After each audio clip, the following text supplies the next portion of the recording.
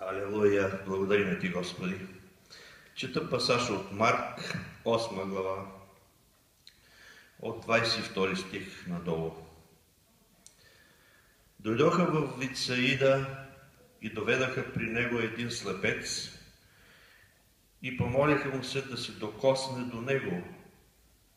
И той хвана слепеца за ръка, да го изведе вън от селото и като плюна на очите му, положи на него ръце и го попита: виждаш ли нещо? А той като повдигна очи каза: виждам човеците като дървета, които ходят. После пак положи ръце на очите му и накара го да се втренчи и той оздравя и виждаше всичко ясно. Благодарим Ти, Господи.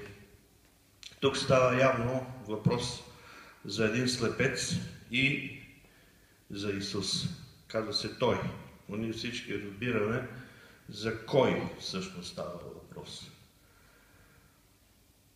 Понеже това действие се развиваше между слепороден човек и хората, които го доведаха на правилното място и на правилното време. Те го доведаха при Исус, понеже знаеха, че Той е този чудотвореца. Той е той, който си спечели името, вършеше знамения и чудеса, изцеляваше всяка една болест, без значение от характера и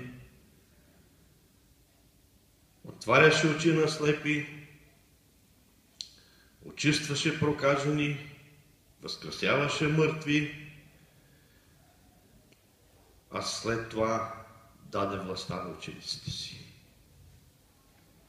И каза: това, което вие виждате, че аз правя, и вие ще го правите. Халелуя! И дори и много по-големи чудеса на тия. Защото аз отивам при Отца си. Интересно е, че той го хвана за ръка. Тук Исус направи нещо много различно. Той не положи ръцете си направо върху очите на този човек, за да оздравее, но го хвана за ръка и го изведе вън от селото. И ние виждаме, че Божия син според Йоан и човешкия син според Лука, тук в този случай обаче трябваше да направи нещо много по-различно. Той трябваше да хване човека за ръка и да го изведе вън от селото. Това ме навежда на мисълта, че той трябваше да върне епохите назад. Назад, в самото начало, когато този Божия син, човешкия син, дойдя на тази земя, трябваше отново да се върне в самото начало на създанието на света и да се прояви като Създател. Знаете ли защо? Понеже случая го изискваше. Този човек нямаше никакви очи. И точно това е, което Създателя направи. Точно по начина, по който ние четем в самото начало в Библията, че Бог създаде човек от пръста. И точно това беше причината. От пръста да направи очи, да му ги положи и след това да положи ръцете си на него, за да могат тия очи да започнат да функционират за да може този човек да получи зрението си. Понеже, както всеки един друг човек, той се нуждаеше от очи. Интересно в този пасаж е, че когато всичкото това стана, Исус зададе въпрос. И тук точно е целта на проповедта. Точно това е, което ние имаме предвид, да насочим вниманието на всеки един, който ни наблюдава. Той зададе въпроса, виждаш ли сега нещо? И човека казва, виждам, обаче не е ясно. Виждам хора, но ги виждам с силуети на дървета.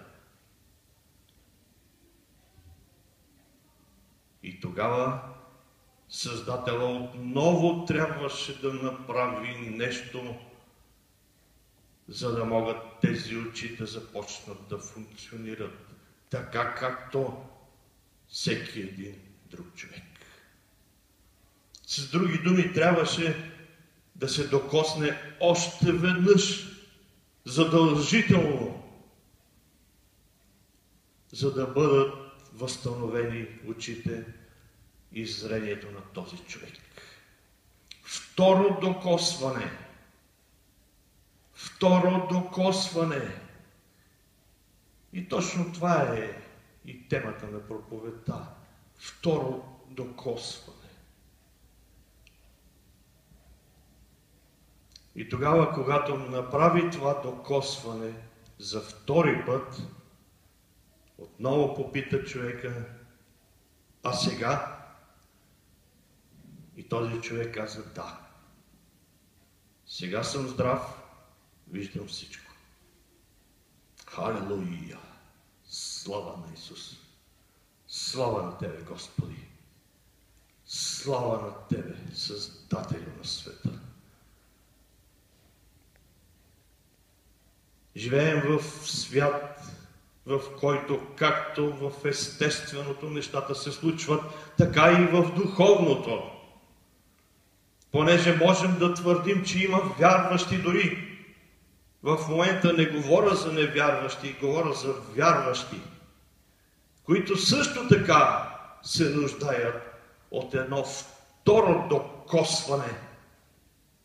От едно второ докосване на Святия Божи Дух. Днес в този свят знаем, че царува Святия Дух. Ние живеем в ерата на Святия Божи Дух, който е същия както Исус. Исус каза за Него, Той е същия като мен. Той може всичко, което аз мога.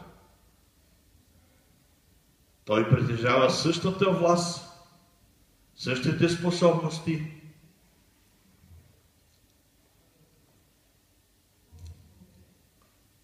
Той е, който ще ме представя след като отида на кръста. И затова това е всъщност, което се изслучва. Хиляди по хиляди изцерения днес стават от всякаква болест. И ние сме свидетели на това. И всемогъщия Бог, Свят и Дух, действа силно, точно както Исус на времето. Той изцерява, Той освобождава от нечисти духове, Той възстановява умиращите клетки в тялото на човека, Той възстановява естественото тяло, Той възстановява духовното тяло. Той е в компетенция на всичко, на всеки, в живота на всеки един, било вярващ или не. С други думи, Бог всемогъщ. Халелуя! Невидим, но познат. И точно това е проблема на хората в невярващия свят. Те искат да видят и тогава да повярват. Но Исус каза, по-блажени са уния, които без да видят, повярват в мен. Когато четеме този пасаж, ние вярваме 100%, че това е, което се е случило с този човек. Но всъщност Господ трябваше да го направи 2 пъти. Трябваше второ докосване. И аз лично мисля, гледайки в духовната област, че това е състоянието и на църквата днес, в 21 век, в който ние всички живеем. Понеже не е въпрос за претенции, не е въпрос за това какво ти казваш, дали виждаш или не, дали ти твърдиш, че виждаш ясно или не.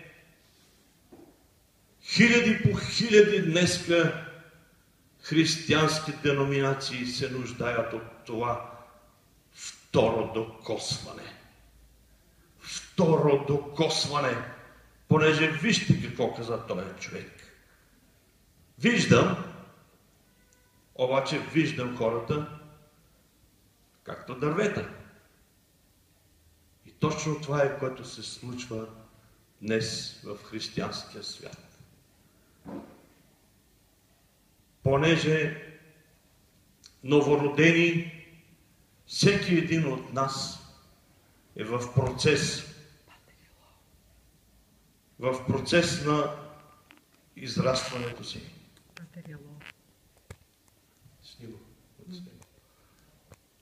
В процес на израстването си. И Святия Дух работи.